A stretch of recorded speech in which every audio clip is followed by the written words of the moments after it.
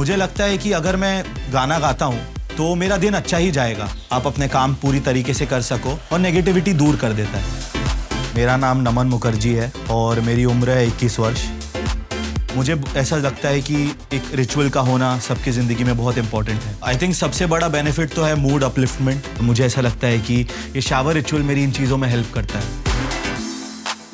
तो lighting mostly मेरे mood के ऊपर डिपेंड करती है। तो once I choose the light, मैंने गाना चूज़ कर लिया और जितना लंबा गाना होता है उतना लंबा मेरा शावर चलता है, उतना लंबा मेरा परफॉर्मेंस चलता है।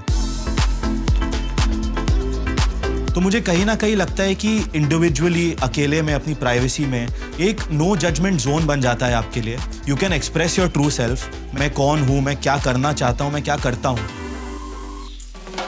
बाहर फील होना हो अपने स्पेस में तो I feel like a total rock star.